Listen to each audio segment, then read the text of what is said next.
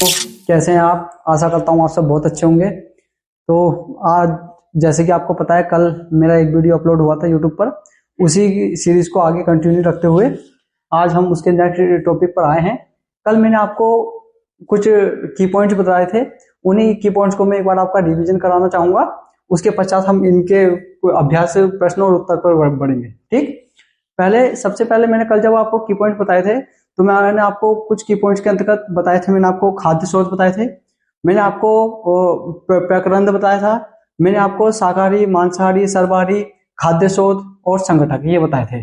और संगठक के अंतर्गत मैंने आपको बताया था कि कैसे हम जब किसी चीज को बनाते हैं तो किस किस चीजों की आवश्यकता पड़ती है, उनको संगठन कहा जाता है, संगठक कहा जाता है। और सेकंड मैंने आपको बताया था कि खाद्य स्रोत जो भी चीज हमें जो भी पदार्थ हमको जिन खाने के स्रोतों से प्राप्त होता है उसको खाद्य स्रोत कहा जाता है।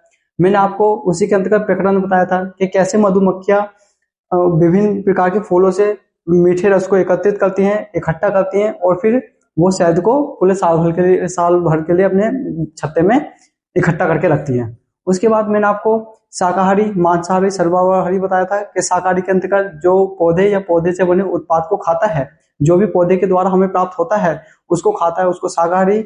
और जो मांस खाता है या अन्य जीव जंतुओं पर निर्भर रहता है उसको मांसाहारी।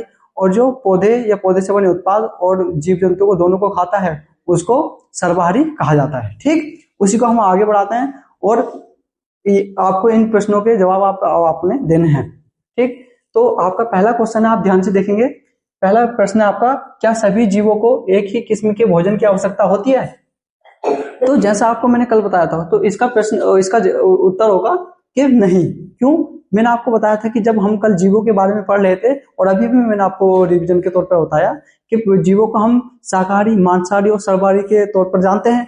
तो आपको पता है शाकाहारी घास फूस वगैरह या पौधे से बने उत्पाद, और मांसाहारी जीव जंतुओं को खाता है और सर्वाहारी इन सभी को खाता है। तो आपने इसी के आधार पर आपको पता लग गया होगा कि सभी जीव एक ही किस्म का भोजन नहीं करते हैं, सभी की शारीरिक संरचना भी होती है, उसी के आधार पर लोग अलग जीव जंतु अलग अलग भोजन करते हैं। ठीक, हम आगे बढ़ते हैं।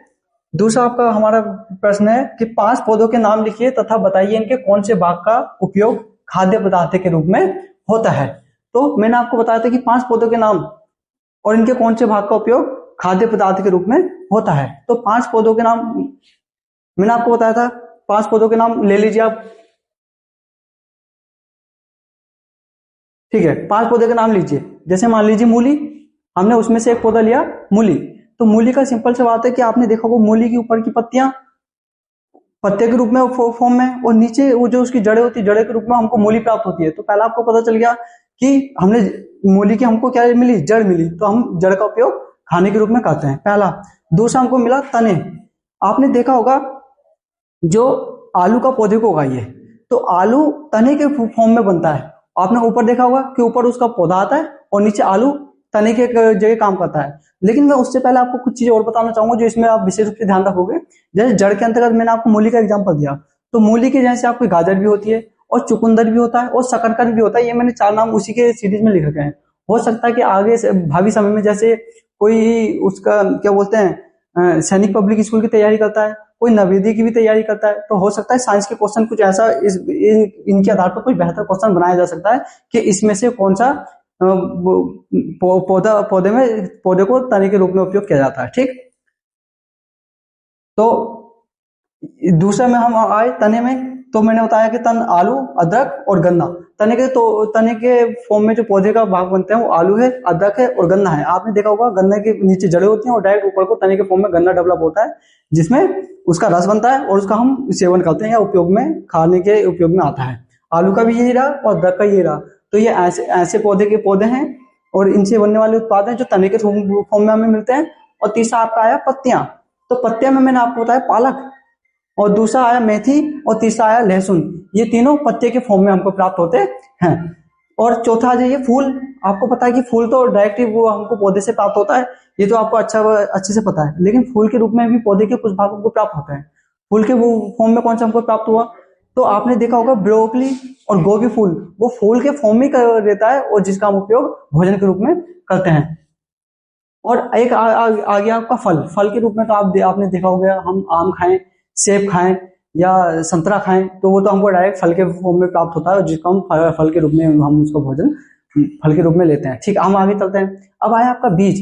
आपको पता है कि हमने गेहूं उगाया, गेहूं का जब पौधा विकसित हो जाता है तो गेहूं से हम वो जो हमको गेहूं मिला उसी को आगे समय के लिए हम उसी गेहूं को बोते भी हैं, वो बीज के रूप में काम करता है। ऐसे ही धान का भी होता है। हम धान को मैंने आपको कल बताया था कि कैसे भिगो करके उसमें अंकुरन निकल के आता है, फिर उसको बोते हैं। तो मैंने आपको बताया कि पांच पौधों के नाम बता दिए और उनके कौन कौन से भाग का उपयोग हम खाद्य पदार्थ के रूप में करते हैं। तो ये 5 पौधों के मैंने अनेक नाम आपको गिना दिए, लेकिन 5 आपको उसके आधार पर बता दिया कि उनके कौन कौन से भाग उपयोग में लाए जाते हैं। तो 5 भाग हैं, जड़, तना, पत्तियां, फूल, फल और बीज। यहां तक मैंने आपको बताया। ठीक, मैंने तो आपको 6 बता दिए। अब हम आगे चलते हैं। आगे ये कॉलम है, इस कॉलम फर्स्ट में दिए गए खाद्य पदार्थों का मिलान करना है आपने। तो सबसे पहली बात इसमें देखिए, दूध, दही, पनीर, घी लिखा है आपका फर्स्ट कॉलम में। तो दूध, दही, पनीर, घी क्या आपको पता है कि दूसरे जंतु को खाते हैं? ये आपको लगता है कि दूध, दही, घी, पनीर दूसरे जंतु को खाते हैं? नहीं, बिल्कुल गलत है ये। तो हम नेक्स्ट देखते हैं, पादप एवं पादोत्पाद खाते हैं। ये भी कहीं से मैच नहीं होता है। तीसरा आता है सब्जियां हैं, ये भी गलत है। तो सभी जंतु उत्पाद है, हाँ ये जरूर हो सकता है कि दूध, दही, पनीर, घी सभी जंतु उत्पाद हैं। ये वो ठीक है कि हमको दूध सभी जंतु से मिलता है और दूध से दही, दही से पनीर और फिर वही हमको घी भी दूध से बनाया जाता है। ठीक है, आगे चलते हैं। पालक, फूल गोभी और गाजर ये क्या है? आपको पता है ये सब क्या है? पालक, फूल गोभी और गाजर ये सब्जियां हैं। ठीक, इसमें आ जाएंगे। तीसरा शेर एवं बाघ ये क्या है? ये दूसरे जंतुओं को खाते हैं। ठीक, मांसाहारी जीव हैं। और तीसरा आया शाकाहारी। आपको पता है कि शाकाहारी क्या करते हैं? शाकाहारी पादप एवं पादप उत्पाद को खाते हैं। तो बच्चों ये बस लास्ट आपका है, 4th क्वेश्चन है कि दिए गए शब्दों से रिक्त स्थानों की पूर्ति कीजिए। तो यहाँ पर आपके लिए 5 वर्ड शब्द दिए गए हैं, शाकाहारी, पादप, दूध, गन्ना, मांसाहारी। आपको पता है कि बाघ एक है क्योंकि यह केवल मांस खाता है। ये क्या है? अभी आपको ये तो बताया कि बाघ एक क्या है? मांसाहारी है क्योंकि ये मांस खाता है। तो यहाँ पे क्या आ जाएगा? मांसाहारी। और मांसाहारी जीवों की विशेषता देखना कि उनके जो दांत होते हैं ना, नुकीले होते हैं, नुकीले। आपने कभी देखा होगा, ऐसा माना जाता है कि मानव भी पहले कभी क्या था?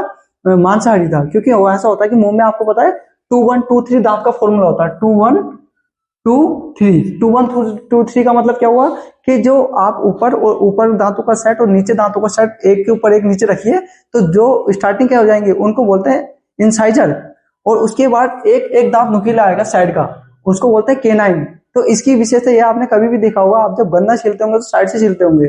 उसका कारण यह है कि ये जो क्या करता है कि गन्ने को फाड़ने का कार्य करता है, चीरने फाड़ने का कार्य केनाइन ही करता है। तो आप कभी भी देखना कि मांसाहारी जीव जितने भी जीव होते हैं उनके दांत नुकीले होते हैं। आपने कुत्ते को देखा होगा, शेर को होगा, किसी भी जानवर को देखा होगा। ठीक, आया समझ में आपको? ठीक है, आगे बात करते हैं।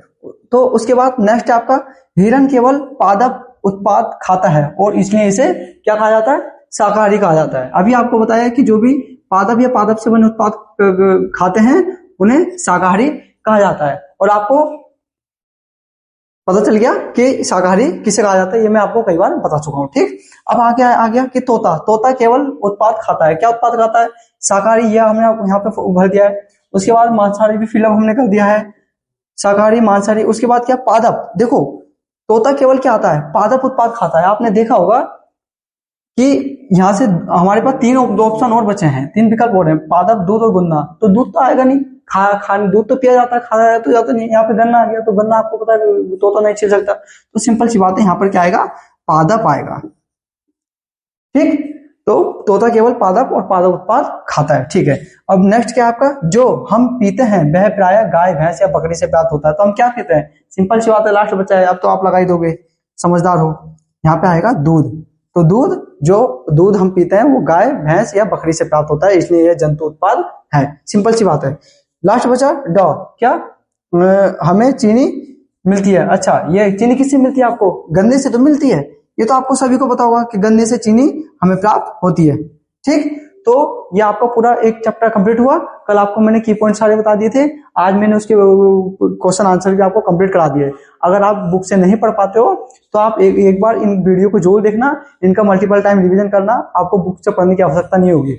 और मुझको कमेंट करके जरूर बताइएगा कि आपको ये कैसा लगा, और हो सकता है कि कहीं कुछ खामी रह गई हो तो वही बता दीजिएगा, धीरे धीरे सब सुधर जाएगी। पहले स्टार्टिंग आरंभिक स्टेज है तो शायद कुछ गलतियां हो जाए। ठीक है, तो मिलते हैं नेक्स्ट वीडियो में। थैंक यू, जय हिंद, वंदे मातरम।